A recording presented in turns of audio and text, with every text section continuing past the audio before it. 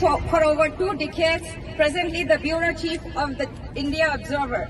As a journalist, watching with deep concern how the country is evolving from a democracy to a dictatorship, with no immediate solution to halt the ugly transformation. Sister Vijaylakshmi. Thank you very much, Zeba, for that wonderful introduction. And thank you all for being here. My speech is a little longer because I wanted you all to understand the political situation in the country as it stands today. So please bear with me. Thank you, dear friends, for making it here to express solidarity with young schoolgirls who are showing their middle finger to a political decision in India which is hurting their fundamental rights and personal freedom. We all saw 19-year-old Muskan clad in a hijab fight back a bunch of saffron-clad hoodlums chasing her, shouting Allahu Akbar to give her strength in that fearful moment while the police and her teachers remained on mute. We all saw how 27-year-old Chandni, an English school teacher who loves teaching, chose to resign instead rather than submit to her school's demands that she stop wearing the hijab on campus. We all saw how thousands of young children across Karnataka sitting outside their campuses in protest, demanding that they be allowed to at least wear their headscarf in class as their parents pray for their little girls' safety. They are being debarred instead from attending school while exams are still on. The demands for online classes till the court decision too is only being looked into.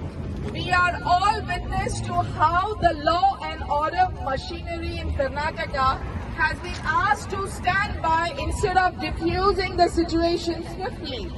News now comes that the first information reports have been filed against 15 schoolgirls for protesting outside the campus, and 58 girls have been warned of suspension.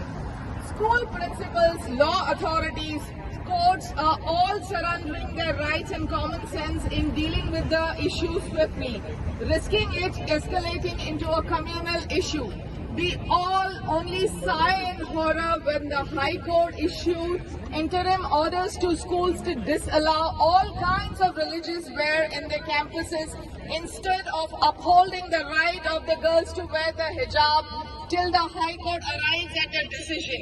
As a result of the interim orders, thousands of schoolgirls and their teachers were made to strip off their hijabs outside the campuses in full glare of the public. As a woman and as a mother of a young girl myself, I can only cringe at what such actions can do to a dignity of a young girl and her family and society at large. It is shameful. A non-issue has been deliberately made into a scary issue with serious repercussions for mere political mileage in the ongoing assembly elections in India, especially in Uttar Pradesh. Both the BJP-ruled Karnataka state in India and the centre are putting the lives of thousands of schoolgirls in danger from lumpen elements masquerading as students outside their school campuses just for short-term gains in the polls.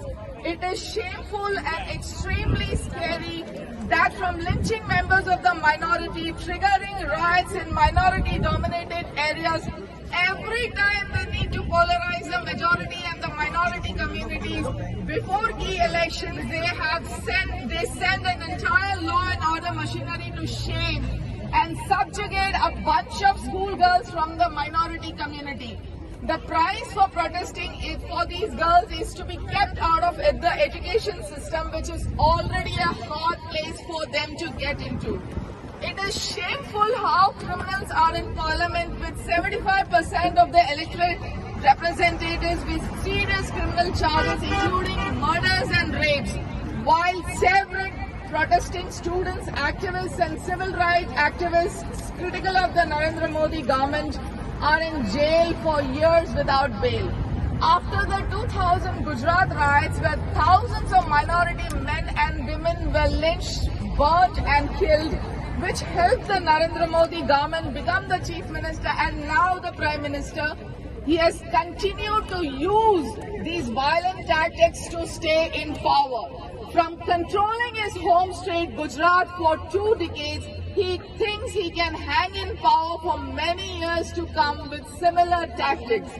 For most of us here, watching our country spiral down from a democracy to a dictatorship, where an elected prime minister evolved into a dictator in just a couple of years, shaming an entire country internationally, it's indeed painful to remain a silent spectator.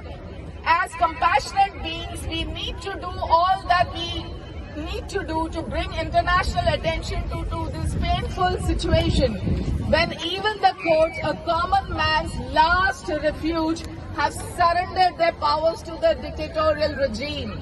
But as a journalist, I would like you to caution that all our actions should not in any way contribute to the polarization attempts by